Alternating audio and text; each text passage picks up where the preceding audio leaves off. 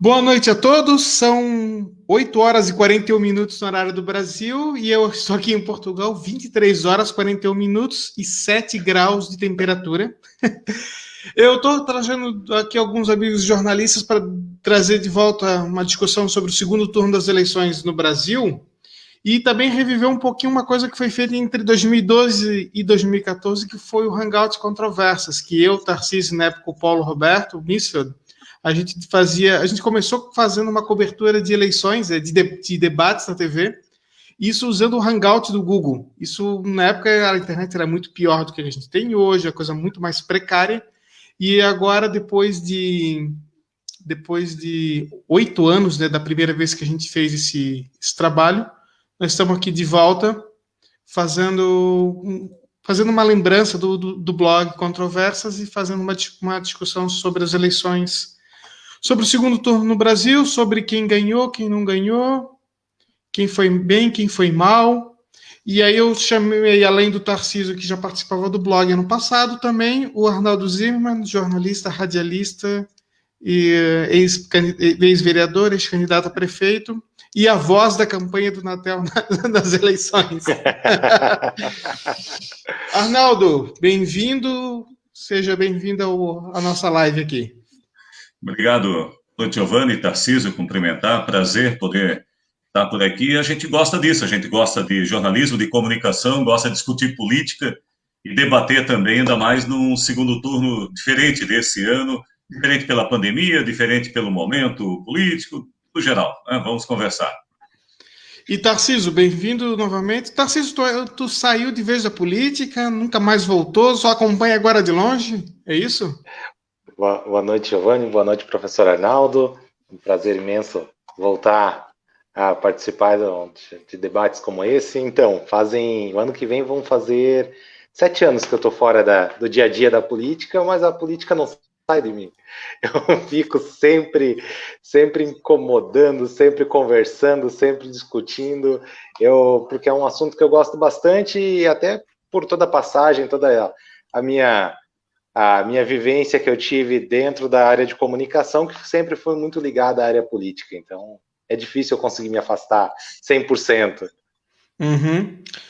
Sei como é que é complicado. Mas vamos lá, então o primeiro assunto da vez é as eleições municipais de Blumenau e a maior vitória de um candidato na história, né?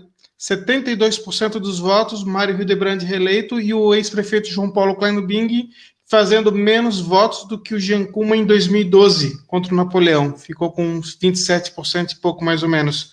Arnaldo, como é que tu vê essa vitória do Mário e principalmente como tu vê essa derrota do Democratas e do João Paulo Kleinobing? Olha, primeiro tem uma coisa curiosa nisso, né? Porque é a maior vitória em percentual, mas é a terceira maior vitória em números de votos absolutos.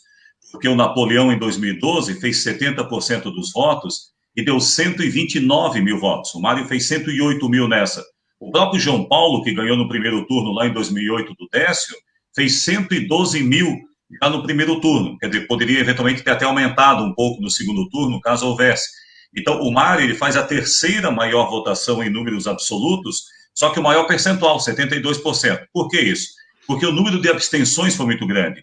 O número de abstenção em 2012 foi de 15%, dessa vez foi 31% nesse segundo turno em Blumenau. Então, ela abre duas questões, né? Uma, a força do Mário, a força da candidatura do Mário à reeleição, né, nesse segundo turno, com 72%, você pegava aí a urna por urna, o resultado, alguns bairros era uma coisa assim esmagadora. Vila Itopava, então, dava 9 por 1, quase 10 por 1 na Vila Itopava, e a cidade toda 3, 3,5 por 1. Então, essa diferença gigante, né? A outra que acaba sendo, de novo, uma eleição onde há uma grande parte da população que não participou da eleição, né? Pela pandemia, por outros motivos, aí relacionados ao segundo turno. Bom, isso faz com que o Mário e o João Paulo, que vem do mesmo grupo político, o Mário foi guinado para a política exatamente no governo João Paulo, lá a vitória do João Paulo em 2004, após a sua posse em 2005, chamou o Mário, que era coordenador lá do Serene, para ser o secretário de Assistência Social, e o Mário deslanchou na política, e secretário, vereador, presidente da Câmara, vice-prefeito, prefeito agora, no início, lá pelas mãos do próprio João Paulo, que todo mundo está acompanhando aqui sabe, né, mas é um detalhe muito importante, né, nessa questão. O Mário acabou virando o João Paulo lá de 2008, João Paulo à reeleição. Quem lembra da disputa João Paulo contra o Décio era um ex-prefeito visto como realizador, mas que veio com uma imagem envelhecida, né? Alguém que representava o passado, a velha política, naquela visão, naquele olhar lá dos anos 2000. E o João Paulo como um garoto jovem, prefeito, realizador também, mas representando a novidade que deveria se reeleger. Parece que os papéis se inverteram agora. O João Paulo acabou representando o velho, a política um pouco ultrapassada, não falo pela minha visão, falando pela visão do eleitorado, o Mário representando algo novo, algo em transição, algo que o eleitorado quis que desse continuidade ao projeto. Eu não acho que isso é uma derrota para o DEM, é um problema sério para o João Paulo Cândido. Alguém que foi prefeito de Blumenau 2 vezes, com excelentes votações, que sonhou em ser governador do estado, que se elegeu deputado com uma boa votação, tocou uma candidatura à cabeça de chapa para ser vice do Merizio na última, onde perderam para o Moisés com uma vitória assim, acachapante, né, do Moisés, uma derrota acachapante. E agora pensa que voltando para casa vai dar tudo certo? Não deu tudo certo na volta para casa. E não deu certo da pior maneira. Uma derrota gigante dessa. Ele fez a votação que o Décio, em números absolutos, que o Décio e que o Edson Adriano pelo PT fizeram lá em 2004 e 2008. O João Paulo não somou muita coisa, do espólio político dele em Blumenau, ele recuperou pouquíssima coisa. Então é um problema sério para o João Paulo, talvez não para os democratas, e do Mário exatamente é uma vitória do Mário. Não vamos calcular aqui com uma vitória do Podemos, ali não tem partido, né? É uma vitória do Mário. Tem mais uma coisa ali, até para a gente encurtar essa parte, uma coisa interessante. A vitória do Mário representa uma outra coisa que poucos prestaram atenção. A vitória do Mário significa que daqui a 4 anos pode ter o fim de um ciclo político de 20 anos na cidade. Exatamente. Começou lá em 2004 com João Paulo Cândido, Napoleão e Mário. Se o João Paulo ganha, esse ciclo ele se reoxigena, porque vem um potencial candidato a governador no futuro, um vice-empresário forte e tudo mais. O Mário, nessa reeleição, encerra em 2024 esse ciclo. Se depois ele vai ter continuidade ou não com outros nomes, é outra história. Mas será o fechamento de 20 anos de um mesmo grupo político tocando aí a cidade. Tarcísio, na verdade, o Cleinobin ficou em terceiro, é isso? O Cleinobin ficou em terceiro, porque em primeiro lugar ficou o Mário, com 108 mil votos, e em segundo ficaram as abstenções, com 70 e tantos mil votos que deixaram de comparecer na urna, né? Eu gostaria só de acrescentar o que o professor falou, é que essa eleição, na verdade, ela começou bem antes, né? Ela começou no movimento do ex-prefeito Napoleão, quando ele sai do PSDB, onde ele era uma unanimidade, para ir para o PSD, e dentro desse movimento do PSD ele não consegue encaminhar o desejo pessoal dele, que eu acredito que fosse esse o desejo dele, o projeto de reeleição do prefeito, agora reeleito, Mário. E então, talvez, de alguma maneira, isso possa representar um movimento já estadual de enfraquecimento do projeto do ex-prefeito João Paulo. Afinal de contas, ele era um nome natural para disputar a próxima eleição para governador, e ao disputar a eleição, na minha visão, um cálculo errado político, ele poderia ter permanecido com o nome na mesa até os 45 do segundo tempo e indicado o seu vice para ser o vice do Mário. Eu acho que foi um cálculo errado, talvez um pouco de excesso de ambição ou de ego nesse sentido, que acabou que destruiu um pouco, manchou pelo menos a trajetória política que ele vinha construindo. Passou a campanha toda praticamente necessitando explicar a questão do tapete negro, que justiça seja feita ou não, justiça não seja feita, ele foi absolvido do processo e tudo mais, mas no final das contas ficou esse problema que ele precisou necessariamente, inclusive no segundo turno, trazer esse tema. Ele buscou esse tema porque era óbvio que seria explorado pelos seus adversários. Então eu vejo que... Tarcísio, tem um comentário, inclusive, tu falou do tapete negro, do Marcelo Pacheco, ele fala, independente do resultado do tapete negro, eu acho que isso fez diferença para o João Paulo. Eu acho que não só o tapete negro, mas também o esgoto. Eu vi nas redes sociais algumas pessoas lembrando, associando a questão da tarifa de esgoto muito elevada ao João Paulo. Isso foi linkado, né? Desculpa, assim, cortou um pouco sua voz. Não, eu acho que a questão do João Paulo tem muito ligado ao tapete negro e ao esgoto. Ah, sem dúvida. Porque a taxa de esgoto foi muito alta depois da privatização, fez com que muita gente também tivesse uma antipatia a ele. Agora, eu concordo com o que o professor Arnaldo falou, que estamos encerrando um ciclo, sim, né? Porque também acho muito difícil imaginar que o Blumenauense vai manter, depois de 20 anos, e ainda são 20 anos do governo desse grupo político e 12 do PSDB, porque, na verdade, o Mário foi praticamente para o PSDB, quando ele falou, não é uma vitória do Podemos, é uma vitória dele. Então, esse grupo tende a ficar mais desgastado. E aí, a minha próxima pergunta para vocês é a seguinte, além do Mário, quem mais pode sair comemorando as eleições em Blumenau?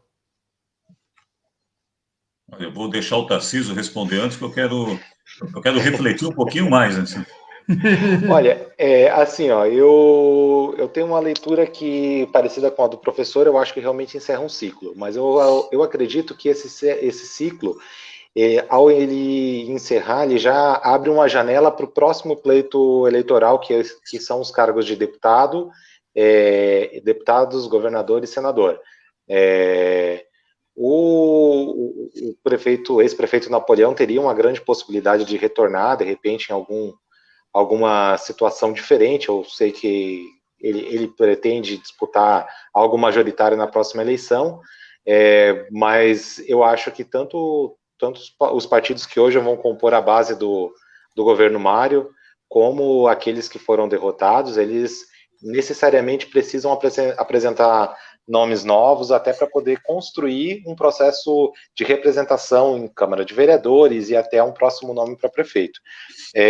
Eu tinha uma expectativa muito grande em cima do nome do vereador Bruno Cunha, eu imaginava que ele faria uma votação um pouco superior, me parece que o excesso de candidaturas acabou atrapalhando um pouco esse crescimento eleitoral dele, ele acabou meio que estagnando em um platô ali, fazem 3 eleições que ele basicamente manteve a mesma votação na cidade.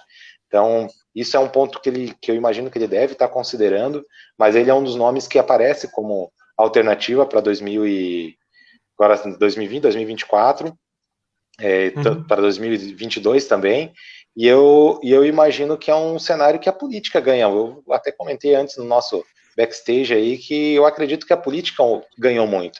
O antipolítica perdeu, assim, isso para mim é muito claro, assim. Isso eu acho que assim, daqui a pouco na nacional, né? Quando a gente vai entrar nas eleições no Brasil localmente, inteiro. Localmente, eu acho que é muito mais fácil a gente apontar o dedo e mostrar quem errou na estratégia ou quem perdeu, do que necessariamente quem ganhou. Até mesmo. Quem mais errou além do Klein Bin, que tu já falou que errou?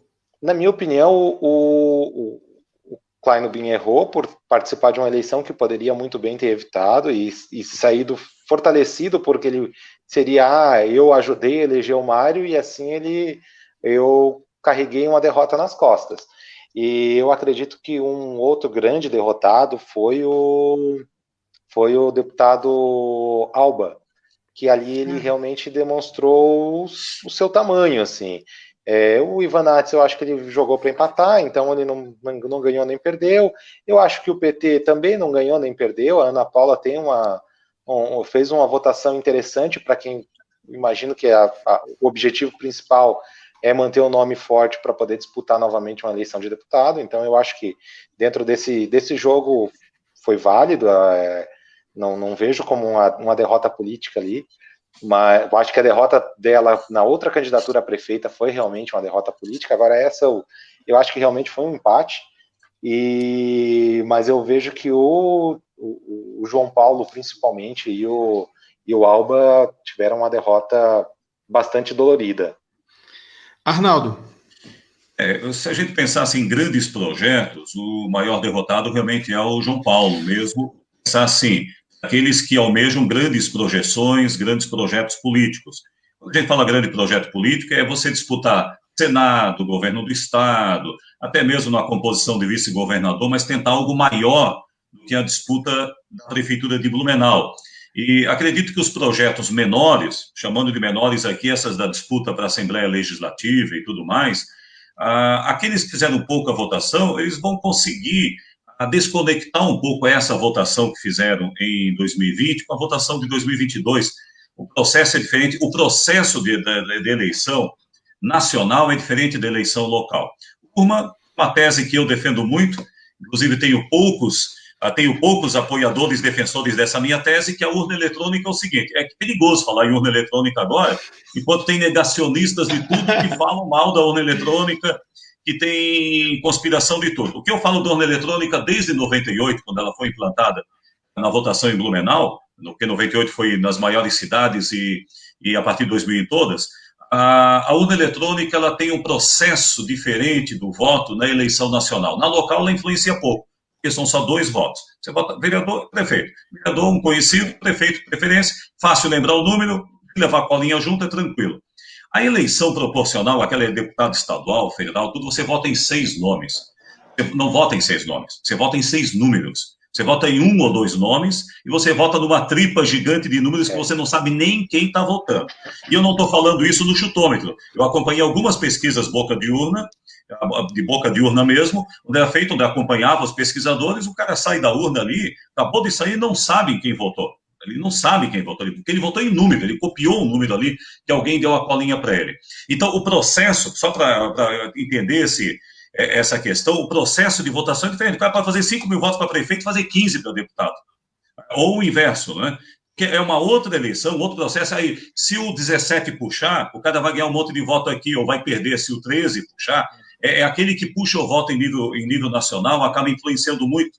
O que aconteceu com o Alba, que todo mundo sabe, nem ele não nega isso, né? O fenômeno que aconteceu. Então, nesse aspecto, o Tarcísio fala, eu acho que tem essa derrota do Alba também. Do outro lado, o Alba ele ganhou uma exposição na TV e talvez agora ele está reiniciando a trajetória política dele. Ele se elegeu vereador pelo MBL, pichuleco do Lula, os movimentos na rua, ganhou corpo, se elegeu deputado naquela onda 17 e foi o mais votado até porque teve a sua própria capacidade de se organizar, e é claro, seus méritos, né? Mas foi a onda 17 e agora essa exposição dele na TV, que ele teve, na mídia, na campanha, vai fazer com que reinicie um novo Alba que vai ter que começar de baixo. Começar de baixo. O Ivan é exatamente aquilo, né? O Ivan está ali, está usando a TV, está aparecendo, está ganhando exposição. Com o PT, muita perda, eu vejo assim uma perda gradual, o PT, que não é só aqui, acho que a gente pode discutir mais na questão em nível nacional, mas mesmo se a gente pensar no PT, Ana Paula fez 14 mil votos para deputada federal na última, foi uma votação muito baixa, daqueles 20 e tantos mil que ela fazia pré-estadual em Blumenau. Se pegar a proporcionalidade estadual-federal, os 8 mil que ela fez para prefeita agora, seriam os 8 mil que ela poderia fazer para deputada e ficar na média dos 14 mil de federal, 8 mil para estadual, o PT elegeu o deputado com 18 mil na última. Faz 8 mil aqui, faz 10 mil, 15 mil fora e pronto. E não precisa mais fazer 40 mil, 50 mil como fazia antigamente. Pega ali a rebarbinha e vai. Quer dizer, falando de outros nomes também, muitos desses nomes vão ter que se reinventar. Eles podem até se eleger, mas reinventar a forma de disputar a eleição. Muita gente recomeçando de baixo. Não é? Então, nesse sentido, se a gente pegar ali o Tarcísio citou o Bruno Cunha, que também acho um nome de exposição, só que se a gente pegar os candidatos, os vereadores mais votados da cidade, eu convivo aqui, tanto cobrindo como participando de eleições, desde 88, então vamos pegar aqui nessa trajetória, os únicos nomes que conseguiram dar um salto grande, que saíram de campeões de voto aqui, foram o Jean Kuma e o Napoleão, deixa eu ver se estou esquecendo de alguém. O Jovino ficou na mesma, né? Campeão de voto também ficou na mesma. E o Ismael, só que o Ismael foi em times diferentes, foi em tempos diferentes, né? Mas são poucos que conseguem sair serem campeões de voto para vereador e conseguirem ir além do território. A gente sabe que depois que você sai da divisa com o município é muito difícil conseguir voto, né, para deputado. Então, nesse modo geral, eu acho que o Mário é o grande vencedor mesmo, né, quer dizer, ele, de fato, e é ele, não sei qual é o projeto político que o Mário representa agora, é um projeto dele, né, não é qual é o grupo político do Mário agora ele se desgarrou de Clanibim e de Napoleão. Qual é o grupo político, Sim. qual é a força política? É ele agora, né? Ou ele vai formar a força dele, e eu não vejo Não vejo, posso estar enganado e me antecipando muito, não vejo o Mário como daqueles nomes que vai terminar o governo, vai ficar 2 anos fora da prefeitura e vai conseguir alçar um voo maior. Porque o perfil dele foi visto nessa eleição é o perfil de se eleger com as ferramentas que ele tem na mão. Ele se elegeu vereador, campeão, um dos campeões de voto, com a ferramenta que tinha na mão, Secretaria de Assistência Social, de uma maneira vinculando muito com as entidades, e aqui falando de uma maneira ética, né? Se vinculando muito com as entidades, com o setor que ele transita, com a igreja e tudo isso. Ele se elegeu, ele conseguiu dar o vice do Napoleão força, porque era o presidente da Câmara, poder de ser presidente. Agora, ele se elege prefeito, uma pandemia, onde ele conseguiu milhares e milhares de visualizações pela prefeitura, virou garoto propaganda, né, da Covid-19, as pessoas falando bem ou mal, mas acabou sendo isso, do ponto positivo de levar informação e do ponto negativo do questionamento da máquina, mas quer dizer, o Mário sabe fazer o jogo, ele tem ferramentas na mão. Eu não vejo ele, até agora, pelo menos não foi testado sem ferramentas na mão. Então, se ele terminar o mandato, ele vai carregar só o nome dele, carregar o espólio político dele, o patrimônio político eleitoral dele, sem a máquina na mão, sem as ferramentas na mão, vai ser um desafio diferente que a gente não viu no Mário até hoje. Então, essa vitória dele, essa vitória política eleitoral, é para agora, para os 4 anos. O futuro, um pouco mais complicado do que outros nomes que a gente já teve por aqui. Então, só passando aqui nos comentários, o Marcelo Pacheco mandou mais 2 comentários aqui. Ele disse sobre a questão do primeiro turno ser escolha própria, no segundo ser muito mais um veto, né, a outro candidato do que um voto. Isso é fato, né? O segundo turno, normalmente, a rejeição pesa muito por isso. E a questão dele diz que os deputados, a questão de os deputados que viram candidato a prefeito perde voto, às vezes, por seu mandato. Não vejo muito dessa forma. Não ter chance eleitoral. E só o professor Arnaldo estava falando sobre essa questão de alguns nomes ali, de o cara é bem votado como vereador e tenta expandir. O Bruno Cunha fez um comentário aqui, tá? Não sei se ainda está nos assistindo. E o Bruno Cunha foi um caso desse, porque ele já foi muito bem votado na última eleição para vereador e não conseguiu expandir quando foi na disputa para deputado estadual. Né? Ele é uma prova viva dessa dificuldade de quebrar essa regra. Mas só para fazer então um comentário ainda sobre as eleições, eu acho que o Bruno ganha. O Bruno está assistindo ainda, obrigado pela audiência, pode divulgar também. Acho que o Bruno saiu bem, porque ele conseguiu aumentar muito pouca coisa, mas uma eleição de todo mundo perdeu. Eu acho que dos atuais vereadores, o único só teve ele e eu acho que o vereador, o Gilson, que é o segundo, que foi o segundo, que conseguiram subir. O Marcos da Rosa, que foi 2 eleições seguidas o mais votado, teve uma queda brusca. Também tem um fato de entrou uma candidata do meio evangélico e tal. Eles mas essa era votos, né? Exato, mas era uma eleição que, pela quantidade de candidatos a vereador, a tendência era diminuir. Né? Mas o vereador alemão também, o vereador alemão que foi eleito agora também cresceu em votação. Mas eu estou falando dos que, me refiro aos que estavam com o mandato, né? Sim. Com o mandato, realmente, só ele e o Gilson conseguiram essa evolução. Então, isso é um fato que tem que ser colocado também. Eu acho que dali pode começar até surgir alguma coisa. Como eu falei, eu acho que nós temos um cenário em aberto que quem vai ser o adversário desse grupo? Porque esse grupo vai a 2024, na minha opinião, desgastado de 20 anos. A gente não sabe quem vai enfrentar eles, porque não há uma oposição aberta. Quem é a oposição? Quem vai se formar a oposição ao Mário? A gente sabe que alguns vereadores ali vão ser contra, o Bruno provavelmente é um deles, mas não há uma força política de oposição ao Mário no momento, estruturada, organizada. Ela vai ter que ser criada. É assim, Giovanni, minha maneira de ver governo, né? Até porque eu já tive dentro de alguns governos.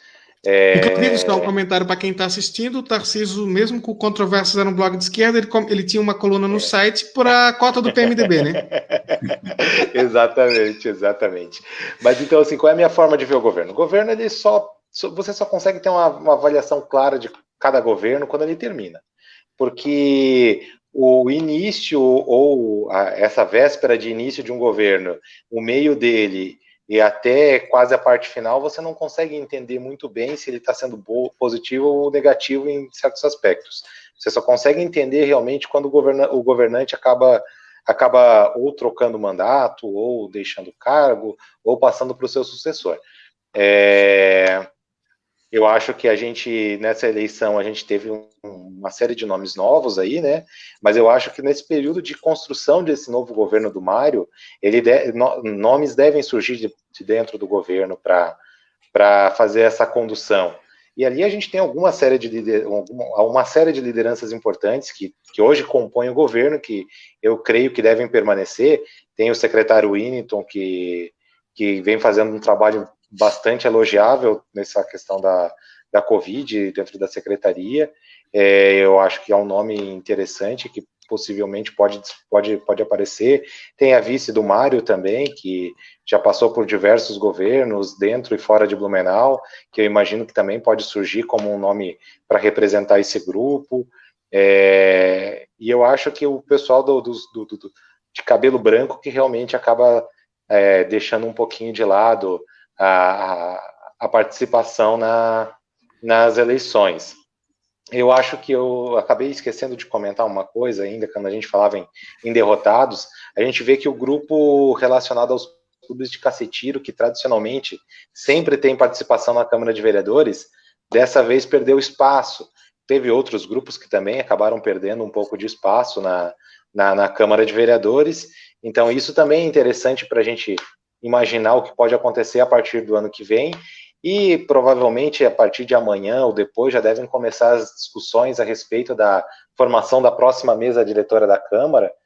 Se eu fosse o prefeito Mário, eu utilizaria toda a força que o cargo e a Vitória concede, e a experiência de ter sido presidente da Câmara, e eu utilizaria um dos nomes da oposição, inclusive, para ocupar a presidência da Câmara, para já eliminar um voto ali, e de preferência daria esse cargo para o Novo, até para já colocar eles na fogueira para entender qual o tamanho da economia que eles são capazes de gerar para a cidade e devolver um pouquinho de recurso para a prefeitura. Se eu fosse o prefeito Mário, eu colocaria o Novo no fogo. O Novo no fogo com o PSL de segundo o alemão. Já para ver o circo pegar fogo, por mais que você perdesse a autonomia de comandar as pautas da Câmara e tudo mais, mas pelo menos o Novo você já eliminaria um voto da oposição ali e geraria uma economia forçada na Câmara de Vereadores para repassar para a Prefeitura, que eu acho que vai ser bem importante a partir do próximo ano. Não, agora tu falou um negócio ali importante ali do cacetiro. Realmente, os clubes de cacetiro não elegeram nenhum vereador, né? Antigamente eles elegiam bancadas. Então tu vê como isso é uma mudança no perfil da sociedade, né? Isso não é uma questão ideológica, é uma questão de mudança de perfil. É um pessoal que realmente ficou. O Lenilson também está assistindo, diz que o Brasil virou o centro. Daqui a pouco a gente vai falar sobre a questão nacional, mas tu falou agora do Novo, eu queria puxar o link para o estadual. O Novo ganhou uma cidade que tem mais de 200 mil eleitores no Brasil, e é em Santa Catarina, é Joinville. É a única cidade com mais de 200 mil eleitores que o Novo vai administrar. O DEM em Florianópolis, em um cenário estadual, me parece muito aberto, né? Não dá para dizer que tem um vencedor no cenário estadual com essas eleições municipais, Arnaldo?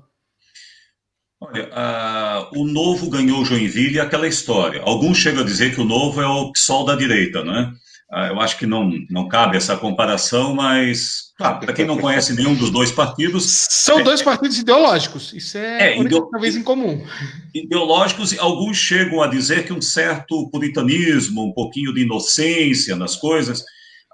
Todo mundo fala, a hora que o Novo tiver que administrar uma grande cidade, já está administrando um grande estado, ou o PSOL administrar uma grande cidade, vai se colocar à prova, agora vamos ver, não é só no discurso que é tudo bonitinho, falando quem critica, né, tanto uma posição da direita como da esquerda. É claro que a gente sabe que há muitas diferenças, mas já fizeram essa comparação.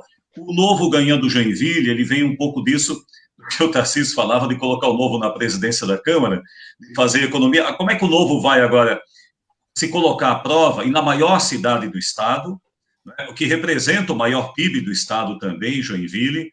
O atual prefeito, o do Deller, ainda quando eu visitei ele algumas vezes, ele adorava falar dos números de Joinville com muito orgulho, né?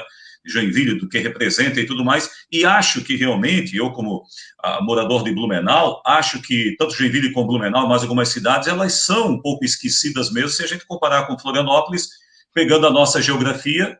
A geografia não conversa com a geopolítica, né? Quer dizer, a nossa geografia, ela tem cidades ou mais importantes que Florianópolis, mas na questão geopolítica, geralmente a capital acaba influenciando mais. Então, o Novo tem um desafio com Joinville. Se é que Joinville vai dar uma vitrine tão grande assim para o Estado, o Udo dele não teve essa vitrine.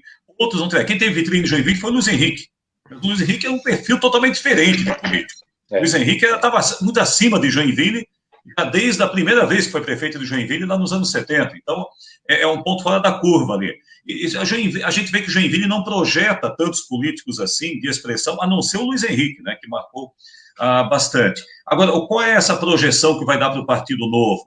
E a gente vê o próprio Democratas em Florianópolis, a gente falava antes aqui, eu acho que foi um pouco antes de entrar na conversa, e já pega o Democratas em Florianópolis, mas o Jean Loureiro foi do MDB, foi do PSDB, do PDT, de muito partido. Foi também, de vários partidos. Então, o que é ali? É o Democratas ou é o Jean Loureiro ali? E será que o Jean Loureiro consegue essa projeção toda, né, em nível estadual? Será que não é uma questão muito local, uma força muito grande local, né, que já aconteceu com outros também de Florianópolis? Então, assim, fica muito difícil. E você pega Chapecó. Chapecó é o João Rodrigues, vencedor. Aí tem Criciúma, o Clésio Salvador, que aí sim, campeão, inúmeras vezes campeão de voto. Todos eles têm complicação, alguma complicação da justiça, mas vamos dizer que nesses últimos tempos é difícil quem não tenha, né? Não tem alguma coisa pequena. Quem não tenha uma assinaturazinha de um aumento de salário do procurador, algo menor do que isso, já se complica, né? Então, mas falando das principais cidades, assim, geralmente são essas cidades que acabam projetando algum nome, e a gente já falou de Blumenau, né? Quer dizer, Blumenau você tem uma área que, a minha última fala fica que a gente não vê exatamente uma área como um nome que possa ganhar essa projeção estadual, que seria o Clélio Bins se tivesse ganho a eleição, não é? Seria um outro perfil. Então, talvez tenha um equilíbrio muito grande, e ela abre para que possa voltar em 2022 alguém da velha política. A nova política foi testada aqui no Estado, está sendo testada, por mais que muita gente quisesse até que o Moisés voltasse para o cargo, né, pela essa divisão entre bolsonaristas e não bolsonaristas, essa divisão toda, mas deu a senha para que a chamada velha política possa voltar muito bem articulada. E essa velha política não tem cidade. Não é Joinville, não é Blumenau, não é Florianópolis, não é Criciúma que vai projetar. Essa velha política, ela tem alguns endereços que não tem municípios. Esses endereços não ficam em municípios. Esses endereços estão acima de municípios. E eu acho que essa combinação que se deu dessa vez vai abrir, sim, o espaço para que uma velha guarda possa botar as manguinhas de fora e tentar algo maior em 2022 aqui no Estado. Tarcísio, concorda com a ideia de que as eleições municipais não vão projetar ninguém? Olha, assim, Joinville tem uma situação engraçada, né? Porque o ex-governador, ex-senador, falecido Luiz Henrique, ele perdeu uma única eleição na trajetória política dele, venceu outras 12 eleições, que foi a eleição para prefeito que ele perdeu para um empresário. E depois ele tirou da mão de um empresário, a prefeitura, e desde então Joinville foi o grande destaque da retomada da carreira política do governador Luiz Henrique. Sobre a velha política retornar, nós temos uma questão muito curiosa com o DEM, né, por exemplo, porque o DEM, o presidente estadual do DEM perdeu em Blumenau, sabe? Ele é o presidente estadual do DEM, então ele se colocou numa situação que, por mais que ele ganhou a capital do estado, e pode ter ganhado um número considerável de prefeituras em Santa Catarina, mas ele perdeu, sabe? O presidente do DEM sai enfraquecido dessa eleição. Então, é uma situação interna muito difícil de ser compreendida nesse primeiro momento, e eu acho que uma nova liderança deve voltar a ressuscitar o DEM, que já morreu pelo menos umas 2 vezes aí. O outro que perdeu muito em Santa Catarina foi o PP, que sua principal liderança, que poderia ser um nome que despontasse para a próxima eleição, seria um nome natural para disputar a próxima eleição, a Ângela Min. Fez uma votação feita para esquecer. Feita para Pois esquecer. é, Assim. foi uma eleição, porrada gigante na. Por isso que eu digo, eu acho que em Santa Catarina não aconteceu nada. Tipo, não há nenhum candidato que apareça assim para depor. Porque, por exemplo, eu vou dar um exemplo bem óbvio, bem bobo, mas quando acabou as eleições de 2000, todo mundo já dizia: vamos ter uma eleição entre Décio Lima, Luiz Henrique e a mim. No final, Décio não saiu, saiu Fritz, que era também prefeito, né? Mas a gente sabia mais ou menos quem ia disputar. A gente não sabe hoje quem vai enfrentar o Moisés. A gente sabe que o Moisés deve ser candidato à reeleição. Nem deve ser. Ou seja, a gente não sabe quem vai ser. A gente não sabe quem são os candidatos. A gente não faz ideia de quem são os candidatos. Porque não dá para dizer. Porque assim, quem é o deputado federal que. A gente sabe de um nome que está querendo ser candidato, que é o senador Jorginho Melo. Esse depende muito do bolsonarismo, né? Sim, mas a gente sabe que esse cara é alguém que está se projetando, está trabalhando com essa intenção. Também acho que os resultados nas urnas não foram favoráveis a ele. Mas ele está tentando. Quem são os outros? Quem é o nome do PMDB? Quem é o nome do Partido da Velha Guarda? O PMDB teria o nome do prefeito de Jaraguá do Sul, né? Quem é o nome do PSD? Quem é o nome do PSD? Napoleão Bernardes? Tu entende? Nós temos uma eleição muito aberta em Santa Catarina, como acho que a gente não via há muito tempo. Tem um comentário aqui do Adilson Costa, eu vou colocar aqui então. Parabéns pela reflexão política. Muito se fala em nomes novos, mas a eleição que ocorreu esse ano demonstra outra coisa. Exato. No Brasil, a gente já vai entrar daqui a pouco na questão nacional, falar do Brasil como um todo, mas essa é a vitória da velha política, né? Definitivamente. Você falou dos anos 2000, exatamente chegou um momento ali que você tinha Espiridião Amin, Luiz Henrique, Colombo, Ideli, até César Souza na época, espontâneo, você tinha tantos nomes, e um desses vai ser o governador do estado, vai ser o Pavan, na época estava forte, você tinha nomes estadualizados, eram municipais, alguns estadualizados, tem uma penca, 7, 8 a gente podia citar. Sim. E agora, exatamente, você não tem um desses. O Merizio foi o PSDB, né? No PSDB, PP, progressistas. PP. Mas sumiu também, Napoleão vai começar de novo, quer dizer, os nomes que a gente começa a levantar não são nomes com a mesma força daqueles nomes que a gente citou lá nos anos 2000, né? Entre 2000 e 2010, né? Nomes de quilate como Colombo, como Luiz Henrique, como Amin, Décio e Ideli, para a época, pelo menos, né? Porque a própria eleição de 2018, achando que a vitória foi uma surpresa, mas a gente imaginava que o Mauro Mariani, que o Gelson Merizio poderiam ser candidatos. A gente já imaginava que esses nomes entrariam no jogo. A gente imaginava em 2014 quem seria os adversários que o Paulo Barra ia tentar enfrentar o Raimundo Colombo. Agora, em 2022, a gente tem como uma situação de um governador que não deve ser candidato à reeleição, e nenhum partido, com exceção do Jorginho Melo, que saiu derrotado. Na minha opinião, ele não conseguiu fazer. Na hora dele tentar fazer a força sozinho, ele não conseguiu nada. Né? Ele mostrou que sem o bolsonarismo até agora ele não conseguiu fazer nada, mas é alguém que a gente sabe, ele é senador, ele tem um mandato que pela metade, então permite ele ser candidato sem afetar o cargo dele. Ok. E o resto? Tá aberto. Isso é uma coisa muito, muito, muito interessante para ver. Dá um espaço para algumas coisas, sei lá, pode até parecer umas coisas mais malucas, na minha opinião. Eu gostaria até de acrescentar uma outra situação ao processo eleitoral, que é realmente esse retorno do Moisés. Porque fala assim, governo de coalizão, com diversos nomes, e pessoas, inclusive o que era chefe de gabinete do presidente da Assembleia, saiu do cargo para assumir a chefia de gabinete do governo do Estado. Do governador. Então eu acredito que talvez por ali nesse momento possam surgir alguns nomes novos. Assim, a gente tem um período agora de pelo menos um ano para identificar esse quadro. Eu acho que vai ficar mais favorável, mas eu acho que essa mudança do Moisés é interessante. E tem uma outra situação, por exemplo, assim, regionalmente, Blumenau, nós não temos claro quais seriam os representantes para a próxima eleição estadual, onde todos os partidos necessariamente precisam participar, e a eleição municipal deixou isso muito claro, que o partido que tem o candidato majoritário, ele sai com uma vantagem para proporcional pelo erro do eleitor na hora de digitar o número na urna. Então, o Mário, por exemplo, praticamente fez um vereador só com voto de legenda, um vereador de sobra, com voto de legenda. não porque as pessoas acreditam no Podemos, porque as pessoas iam votar no Mário, apertaram 19 para vereador. As pessoas nem sabem quem é o Podemos. As pessoas não Então, sabem assim, quem é o Podemos. Tarcísio, hoje... me permite Claro, duas coisas. Eu tenho estudado muito essa votação na legenda dos partidos. Normalmente, os mais votados são ou aqueles partidos bem ideológicos, né, onde tem uma militância muito grande, ou o partido do cabeça de chapa. E aí, duas situações. Uma que você coloca é o erro mesmo. O erro, quer ver na eleição nacional, você vota para deputado, sim, como ocorre isso, né? E outra é daquele que não tem candidato nenhum, proporcional, um número um pouco menor, que acaba votando na legenda do candidato a prefeito, candidato a majoritária.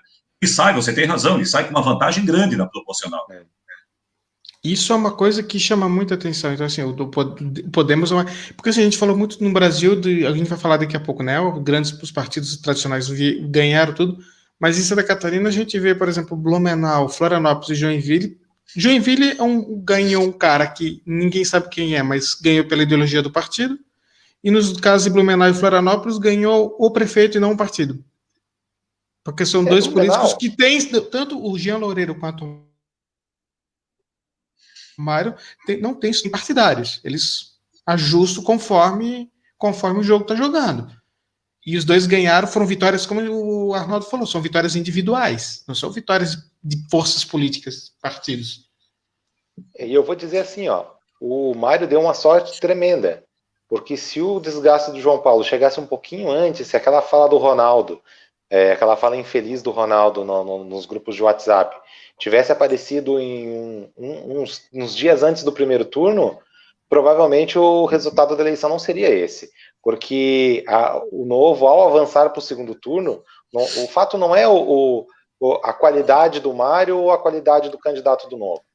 O Novo poderia ser, eu brinquei antes, poderia ser o Latinha, o candidato, porque era o Novo. As pessoas votaram pelo Novo, não votaram pelo nome com todo respeito ao Tramontim, mas não votaram pelo Tramontim, porque ninguém conhecia ele.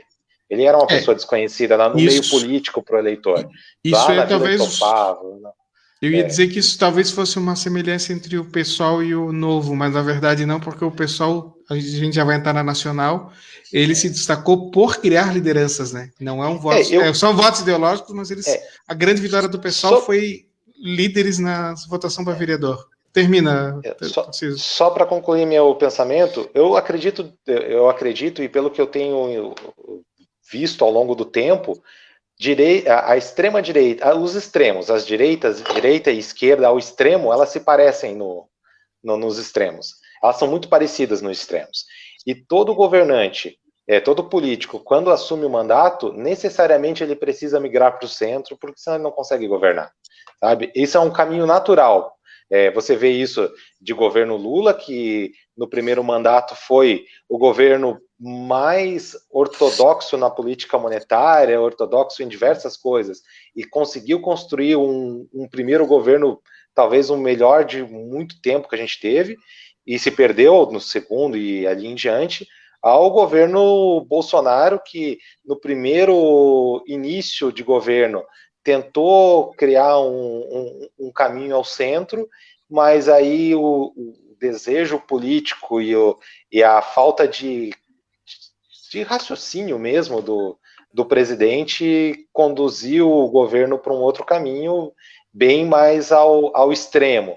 E que hoje, pelo resultado da eleição, já que a gente está caminhando para entrar para a parte nacional, pelo resultado da eleição, parece que não é o caminho que o eleitor deseja mais, parece que é um caminho que ele indica para um outro lado. Giovanni, antes para a Nacional, até porque eu acho que a gente não vai falar muito do Partido Novo na Nacional, mais a questão não apareceu, mas aqui como ele apareceu, eu acho até que o Novo, ficaria curioso saber se o Novo fosse para o segundo turno em Blumenau, Tramontim, que aí tem o Tramontim, promotor, com bom discurso, boa presença, mais o Partido Novo, porque no caso do Tramontim não seria um desconhecido total, né? Quer dizer, é alguém com um certo peso.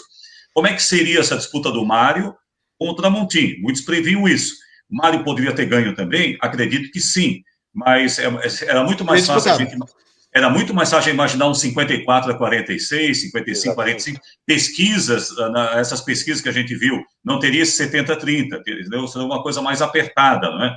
E o Novo, como ganhou em Joinville e quase vai para o segundo turno em Blumenau, dá para dizer que o Novo, por enquanto, o Novo combina um pouco com o perfil Blumenau, Joinville, que não combina com Florianópolis.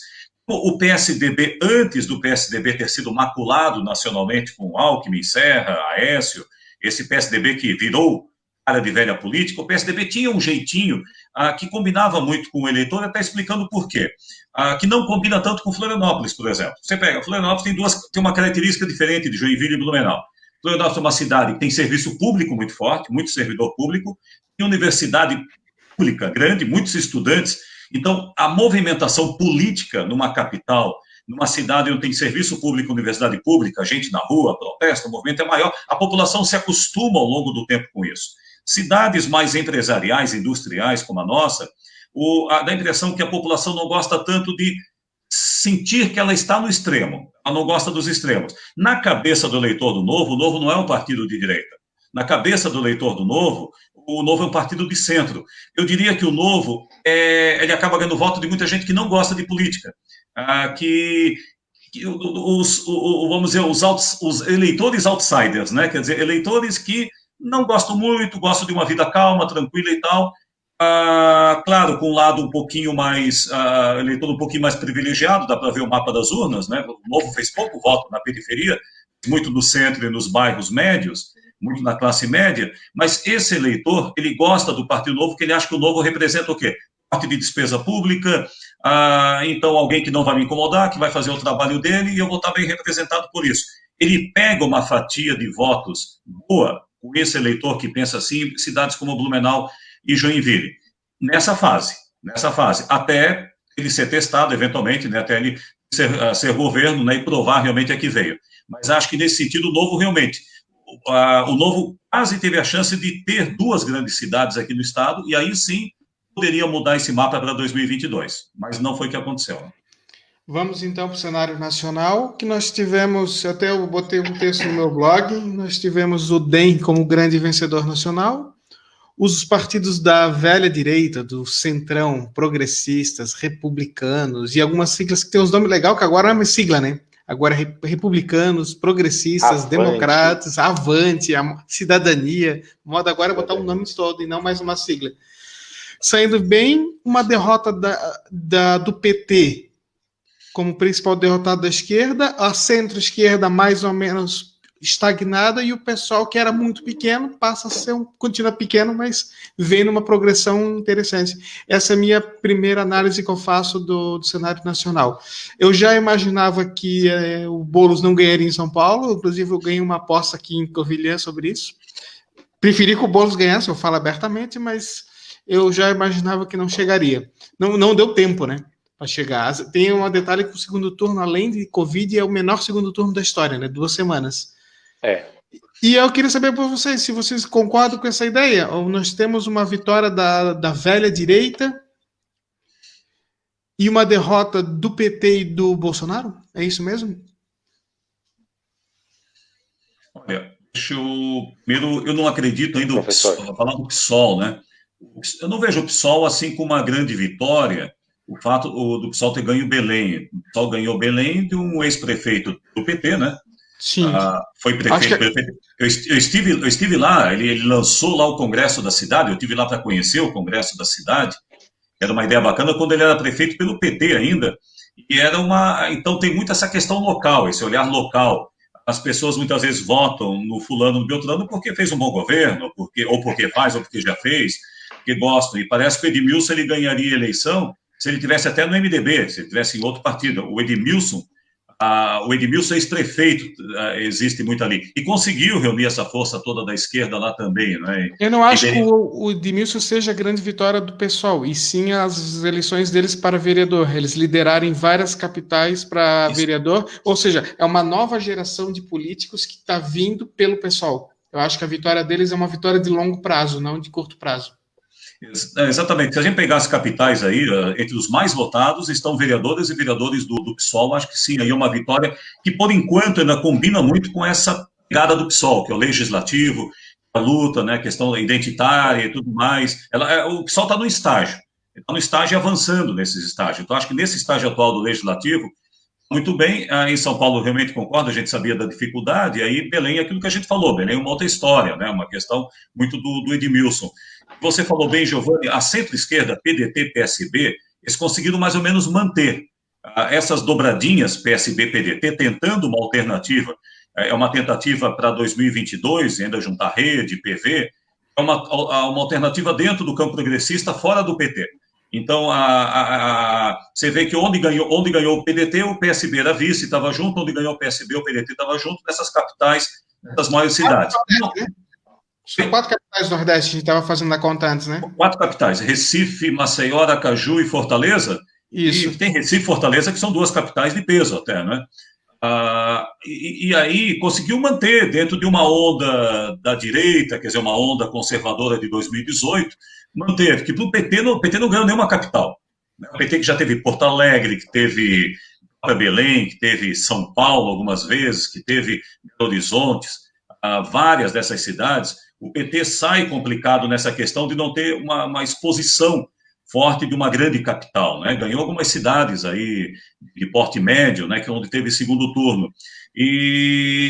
Mas o que a gente está vendo, né? E observando a análise em nível nacional, é que também os partidos que ganharam mais as cidades, exatamente DEM, MDB, PP e PSDB, partidos tradicionais, também não têm lá grandes pessoas com grande expressão também, não é? São partidos que trabalham muito uma política de interior, principalmente PP, MDB, que são muito municipalistas, digamos assim, né, que trabalham muito a política nos municípios menores e municípios médios e conseguem crescer em vereadores, em deputados e agora em prefeitos, mas não para alçar voos maiores, como seria o caso se num ressurgimento do PT, não é, numa outra força política alternativa além dessas, não é? O PSDB se salvou ainda pela eleição do Bruno Covas. Se o Bruno Covas perde em São Paulo, aí sim o PSDB teria um desastre para o Dória. Enterrava o Dória. Teria enterrado o Dória. A salvação do projeto político do PSDB e do próprio Dória foi essa vitória em São Paulo, com certeza. Mas Fala. Pode falar. Não, uma coisa que chama atenção só ali, a fechar, eu também não estava acreditando nessas vitórias da esquerda nessas capitais, cheguei a acreditar ontem que a Manuela podia ganhar, acreditando na pesquisa, saiu uma pesquisa que deu 51,49, por causa da curva. Por causa da curva, a curva ela estava ascendendo, se aconteceu alguma coisa lá que o outro teve rejeição, não adiantou, né? Não adiantou. A Manu, ela não sai com uma vitória política, ela é a terceira vez candidata a prefeita. Ela fez uma belíssima votação, um belíssimo projeto. O pessoal que não conhece o PCdoB e a Manu acha que é extrema-esquerda. Não é, o PCdoB ele é muito pragmático. Tem um partido de esquerda pragmático, é o PCdoB, quando assume executivo e tal. Quem não conhece esse universo confunde, acha que PCdoB, PSOL, PSTU, acho que é tudo igual. Não tem nada disso. A Manu é leve como candidata, ela é uma vitoriosa nas votações para deputado, só que ela não ganha para prefeito. Chega lá no final, ela perde. Terceira vez que ela perde. Diferente do Boulos, que foi uma grande surpresa. Ele é um vitorioso político só por ter ido para o segundo turno. Né? Exatamente. Só para concluir, eu queria concluir aqui. Os partidos que ganharam as eleições, eles não têm candidato a presidente, né? Acho que esse é o ponto-chave. DEM, republicanos, Avante, progressistas, eles não têm candidato a presidente. Quem tem candidato a presidente? O PSDB, que, na minha opinião, está ficando mais um partido regional, partido estadual é o de São Paulo, porque fora de São Paulo, o desempenho do PSDB foi muito ruim, isso tem que ser colocado, o PSDB fora de São Paulo teve um desempenho péssimo, o PT não consegue avançar, piorou, conseguiu ficar fora das capitais, o Bolsonaro, quem ele apoiou diretamente, perdeu.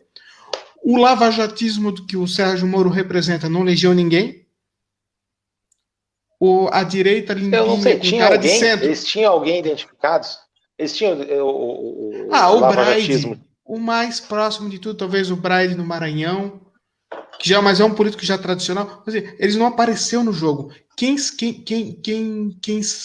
candidatos pode comemorar? Ninguém. O Ciro e o Dória estão comemorando não terem perdido seus principais postos. O resto, nem isso. Assim, na verdade, a eleição municipal, ela é meio que eleição de síndico, né? Tem esse ponto, assim, né? Porque Honestamente, assim, na situação econômica que os municípios se encontram, o prefeito vai conseguir fazer pouquíssimo com o recurso do Caixa. Blumenau tem de recurso livre para o prefeito poder decidir o que vai fazer, 5%, 6% do Caixa.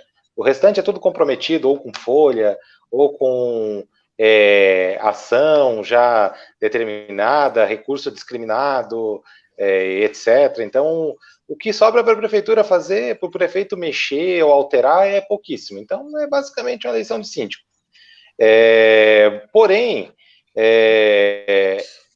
o que representa a figura de alguns partidos dentro de algumas prefeituras acaba que fortalece localmente, ou em cada estado, a figura de cada partido, e assim ele vai conseguindo ampliar cadeirinhas para tentar descobrir o seu caminho para a próxima eleição.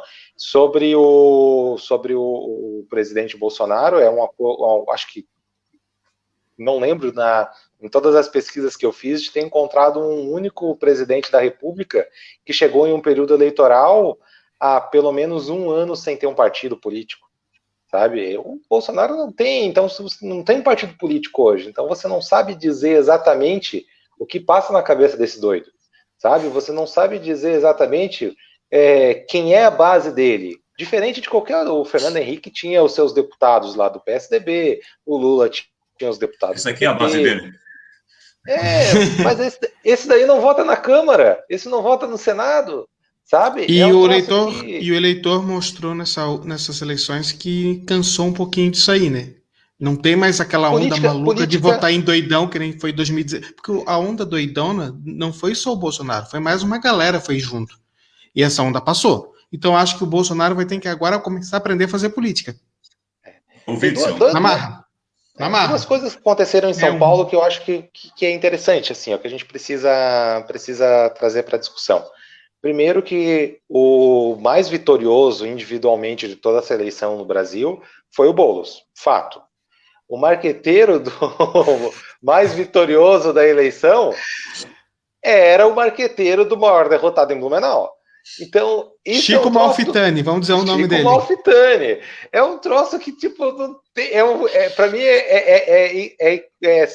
não tem, sugêneres, assim, não tem explicação. E a outra situação, teve uma fala, eu assisti algumas propagandas eleitorais, porque eu gosto de assistir mesmo, e assisti uma do Bruno Covas. E numa dessas propagandas ele fala claramente assim, olha, eu vivo da política. Então, eu não vejo nada de errado a pessoa levar a sua vida profissional sendo um profissional da política. Uma coisa que tipo, há 2 anos a gente estava... Isso era um atestado de óbito da eleição, sabe? E o Bruno Covas trouxe isso para uma propaganda eleitoral dele e isso acrescentou para ele, sabe? Então eu realmente acredito que assim, nós precisamos de políticos profissionais, porque o Brasil não é para amadores, é para profissionais. Não adianta você botar qualquer doido porque acha que o doido vai resolver a situação, que a situação só vai piorar. Aquele negócio que o Tiririca fala, pior que tá não fica, ficou, e realmente fica pior se a gente continuar insistindo nessa estratégia de colocar qualquer um, tipo, qualquer um que dá tapa na mesa e faz arminha com a mão para coordenar a nação, sabe? Eu realmente... isso não é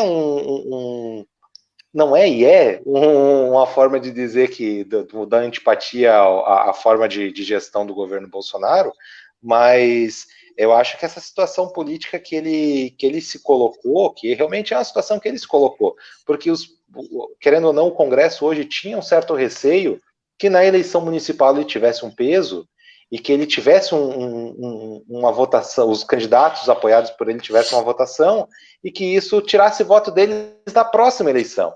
Mas essa eleição mostrou que era ao contrário, as pessoas que ele dizia que era para votar, as pessoas não votaram. Então isso enfraquece ele na sua base de governo e vai criar uma série de dificuldades para o país, que eu acho que, inclusive, os nomes que podem surgir para a próxima eleição realmente passam pelo menos pelos próximos 6 meses de governo Bolsonaro, porque nós temos uma situação muito curiosa, nós estamos chegando em dezembro e o governo ainda não conseguiu da tramitação à lei orçamentária de 2021.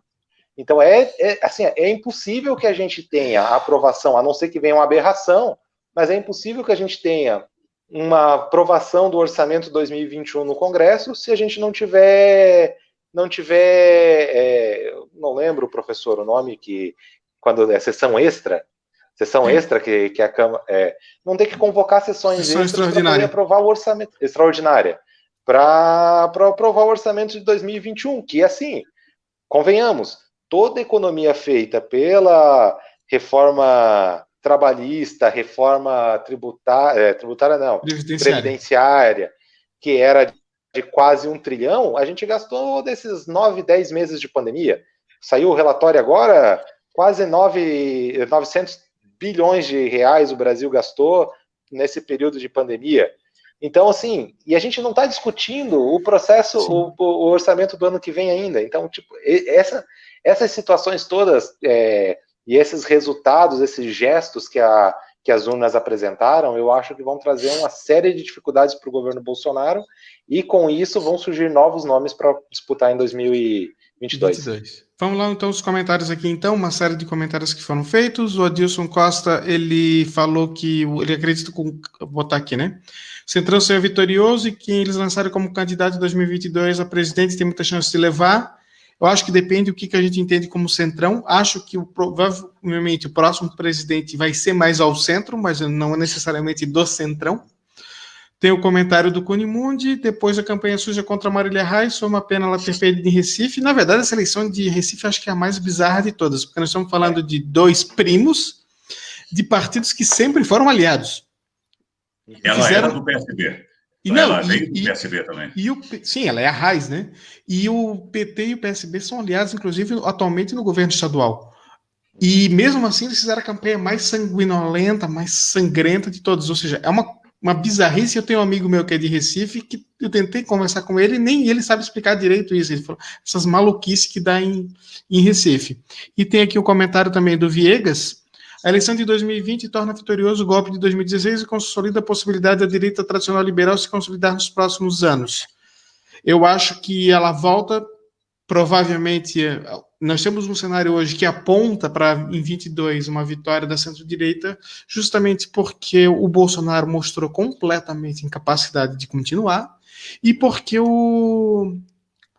esquerda não conseguiu se reorganizar. Tem esses dois pontos. Agora, claro, o Arnaldo até pode falar melhor por ser hoje uma pessoa filiada a um partido. O PDT e o PSB parece, mais Rede, PV, parece que estão tentando construir esse nome de centro-esquerda, conversando com a direita para poder ser um nome. Não sei se entende, que só acredita que esse grupo possa ter êxito em 2022, se coligando com a direita, algo estilo Lula 2002, com Zé Alencar de vice. É uma possibilidade, embora quando chega na reta final, muito difícil, né, de você poder conjugar diversos fatores. E até essa questão, como a gente falou, a ausência de nomes, né, quem cede para quem. É um pouco complicado você imaginar Ciro e Dória junto, né, uma coisa complicada, né, aí você está exagerando, você está cedendo demais, está ultrapassando muitas linhas amarelas aí, né, o que é complicado. Mas uma coisa, até no comentário do Viegas e trazendo para esse raciocínio, eu tenho refletido, eu tenho muitas dúvidas sobre isso ainda, mas observando o cenário internacional para o nosso local, vamos pegar internacional, Europa e América, né, porque no Oriente as coisas são um pouco diferentes.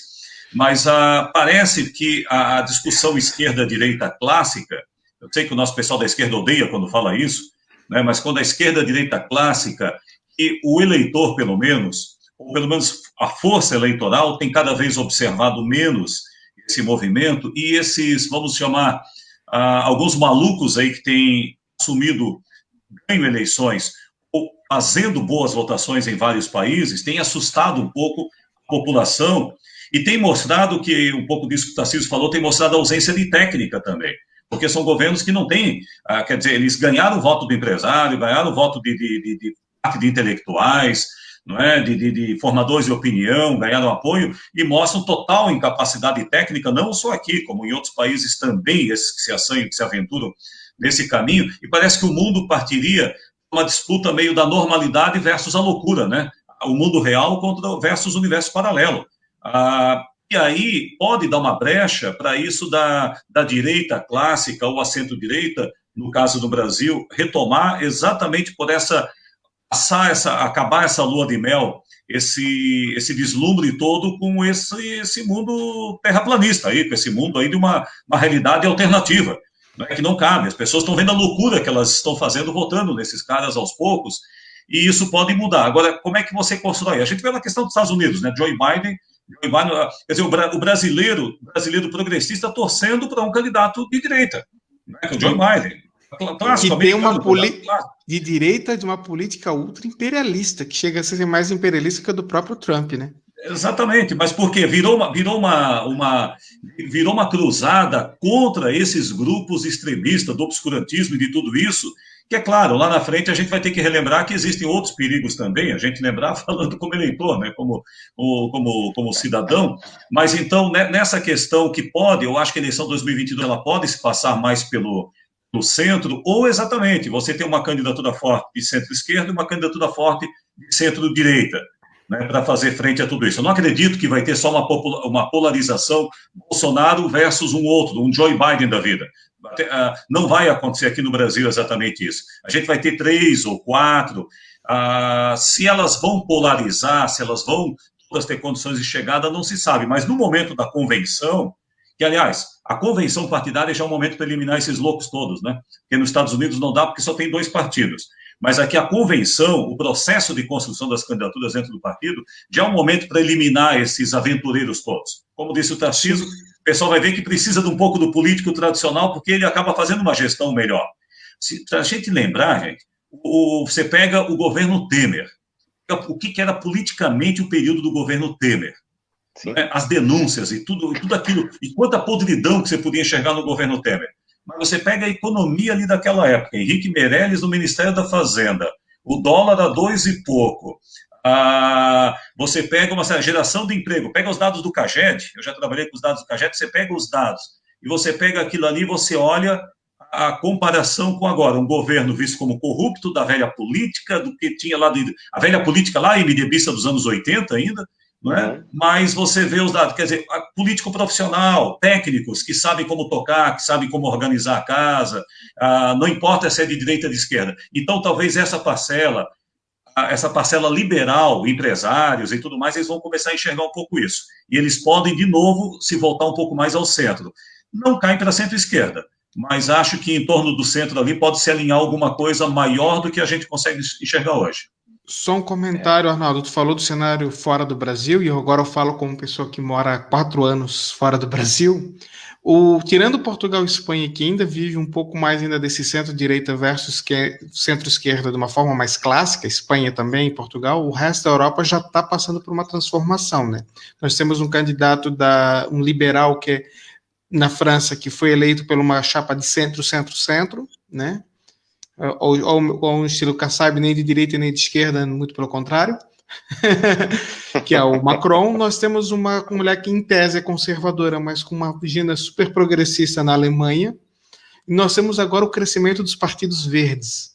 As últimas eleições mostram um crescimento do Partido Verde na França, na Alemanha e na Inglaterra, principalmente na Alemanha, que já está para virar a segunda força do país. Se a Angela Merkel bobear, que ela não vai ser mais candidata, pode até ganhar as próximas eleições em 22.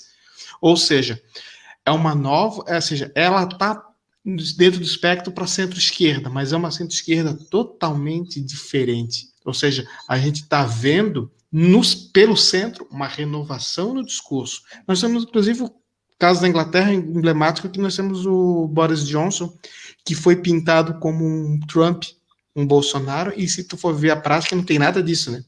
Ele só é Trump e Bolsonaro em 2 situações, né? Com a questão do Brexit, que ele é muito radical, e com o cabelo dele. No resto, ele não é nada. No resto, a política dele não tem nada de radical. É um conservador clássico, como os ingleses gostam, até um tanto progressista em algumas agendas. Ele é o cara que, por exemplo, que como prefeito de Londres, botou as bicicletas do país, na cidade. Então, assim, a gente vê aqui uma renovação no discurso de centro-direita e centro-esquerda. Nos Estados Unidos, a mesma coisa. O Biden é a velha política, mas a vice dele já não é. A vice dele representa um fato novo. E no Brasil, até já estamos chegando no final, vou pedir para vocês fazerem as considerações finais, mas antes de deixar essa pergunta, a gente consegue ver tanto no centro-esquerda ou no centro-direita, que em tese vai ser um dos dois o próximo presidente, uma coisa nova, ou vamos simplesmente dizer, tem que voltar como era antes e tá bom? Eu quero fazer o comentário na seguinte linha, assim, sobre o mundo e sobre o Brasil, né? O mundo, ele tem a Covid, ela acelerou um processo que acho que a humanidade nunca viu, que é a questão de dívida dos governos. Os governos estão, no mundo todo, cada vez mais endividados. A dívida da China, se eu não me falo a memória, são 42 trilhões de dólares. O Brasil ultrapassou esse ano 100% do PIB em dívida. Eu acredito que uma das soluções que o Guedes deve pintar aí nos próximos meses, se ele ficar no governo, vai ser voltar a captar dinheiro internacional para o país. Eu acho que é uma das alternativas que ele vai trazer para poder não aumentar imposto e tentar garantir a reeleição do chefe dele. E então, o que eu imagino? Nós devemos passar em breve por um período bastante difícil para o mundo, assim, em questão de solução dessas dívidas, porque não são situações fáceis. O Brasil, a gente tem um agravante que é a questão da dificuldade do governo brasileiro de rolar sua própria dívida. Nós temos agora, no primeiro trimestre, em torno de 17% da dívida nacional para ser rolado, e até o final do ano chega em 30 e poucos por cento da dívida nacional, ela precisa ser rolada, e o governo não está conseguindo fazer rolagem de dívida. Então, esse é um problema bastante sério.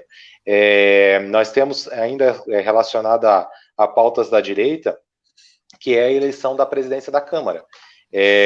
Hoje o Rodrigo Maia segurou o governo. Se não fosse o Rodrigo Maia, o Brasil estaria numa situação bem pior, e infelizmente, goste ou não do Rodrigo Maia, é preciso fazer esse reconhecimento ao presidente da Câmara. Acho que a gente não vai encontrar um outro Rodrigo Maia para fazer ter estômago para receber as pancadas que recebe, tanto da direita quanto da esquerda, tanto dos ultra-reacionários do Bolsonaro, e fazer essa conexão até a próxima eleição. Então, eu acho que esse vai ser um momento bastante importante para o Brasil. E até outra situação importante, que quanto mais se aproxima do próximo pleito, mais instável deve ser o comportamento do nosso presidente. Então, eu acho que essa é uma situação que, independente do que possa acontecer lá fora, de como que vai se comportar o mundo, se vai se migrar mais à direita ou mais à esquerda, e é uma situação que o brasileiro pensa um pouco diferente do que eu imagino, que eles acreditam que a China é um país extremamente comunista e os chineses não gostam e não têm a liberdade que esperam. Mas hoje a China deve passar, se não esse ano, no ano que vem, a ser o país mais rico do mundo, sendo que eles tiveram no dia 11/11 a maior venda em um único dia pela internet, pelos meios físicos, que é uma promoção que eles fazem lá, que superou qualquer país capitalista. Eles venderam em um único dia o que o Brasil leva 3 para vender na internet. Eles têm 60% dos vendedores da Amazon hoje é vendedor chinês. Então, eles são um país capitalista, eles talvez sejam hoje o país mais capitalista dos capitalistas, são comunistas na forma de governar, dentro do governo e dentro das leis. É uma ditadura de Estado, mas capitalista. Comunista dos costumes. Comunista dos costumes, essa é uma nova. Mas em termos de prática, eles são um país riquíssimo, e que devem continuar riquíssimo por muito tempo, e por mais que eles tenham uma dívida grande, a solução para eles é muito mais simples do que esse namoro com abismo que a gente faz aqui no Brasil. Então, eu acredito que o nosso processo eleitoral para próximo presidente, escolha do nosso próximo governador aqui também, ele vai passar muito pela questão dos próximos meses. Eu acho que o encaminhamento que a gente conseguir, ou que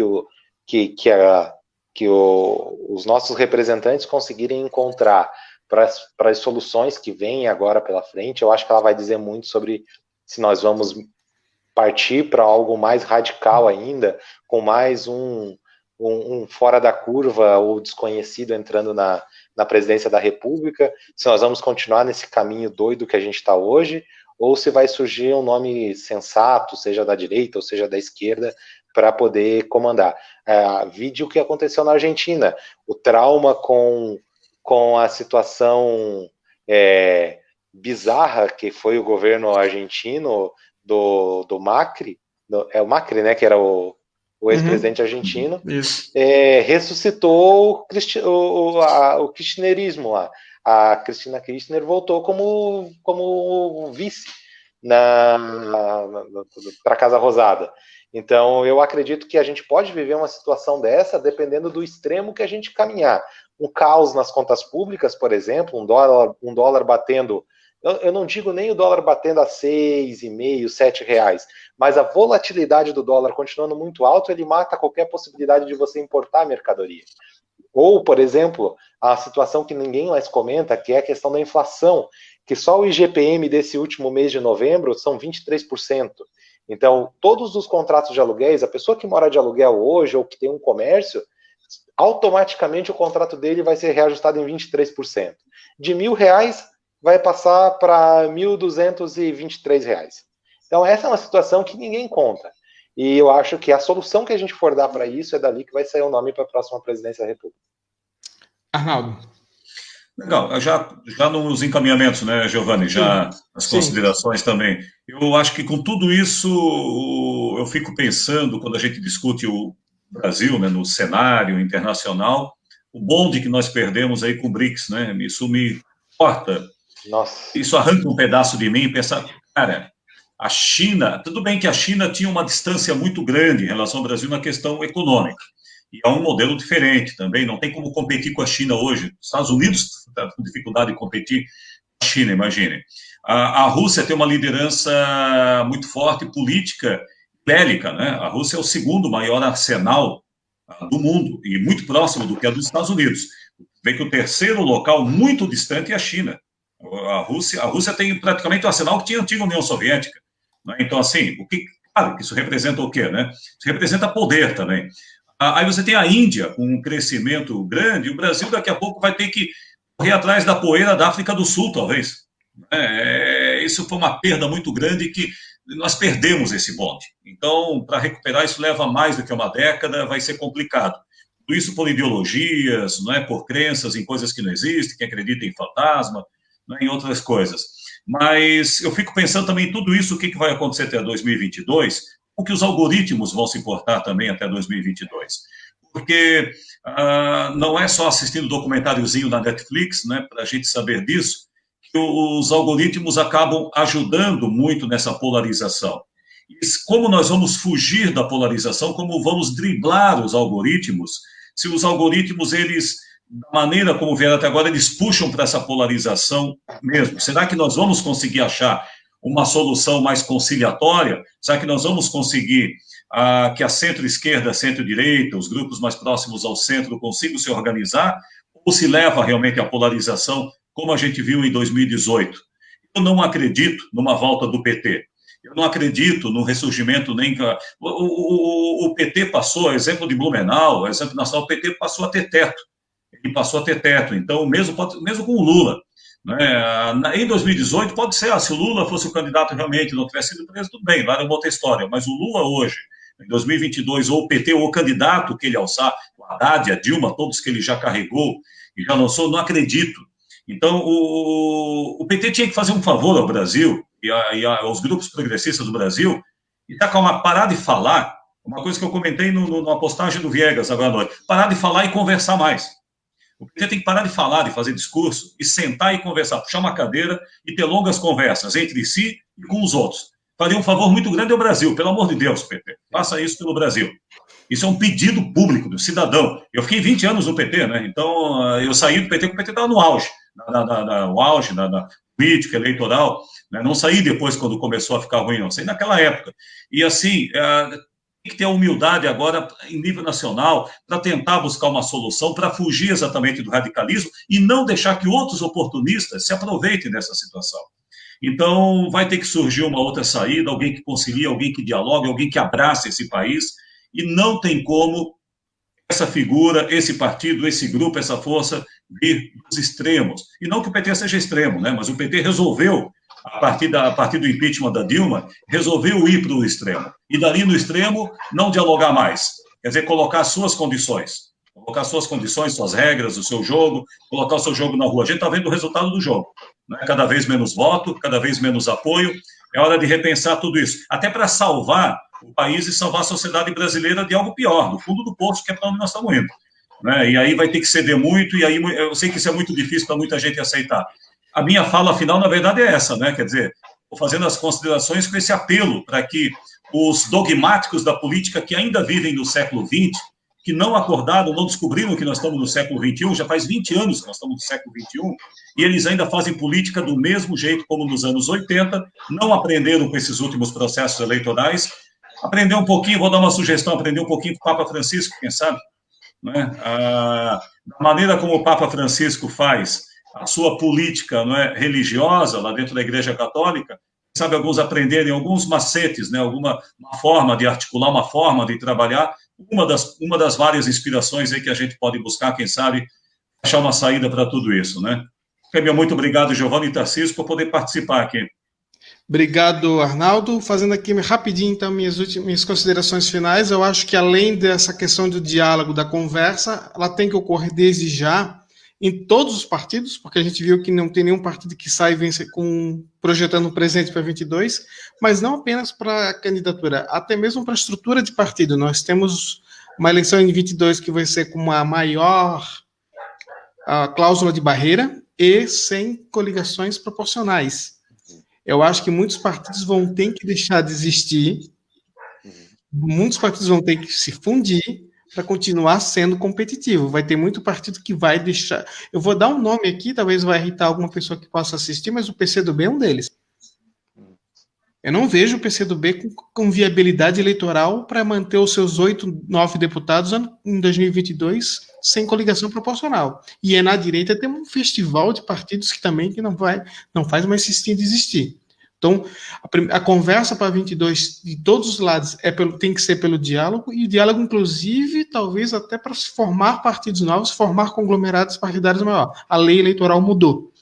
Seria isso, então. Agradeço a todo mundo que assistiu. Tem mais um comentário aqui rapidinho do Viegas, né? Ele falando que até o PSDB aposta no ele não, e a esquerda precisa superar o ele não. Também acho. A esquerda precisa realmente atualizar o seu discurso. Eu acho que o Boulos deu alguns sinais ali por onde pode ir. E o Adilson falou também em relação ao Papa Francisco, que foi o comentário do Arnaldo. Obrigado a todo mundo que assistiu. Esse vídeo continua disponível no Facebook e no YouTube a partir de daqui a pouco, a partir de amanhã no YouTube, no site gilramos.net/blog. Valeu, pessoal. Obrigado. Obrigado. Abraço.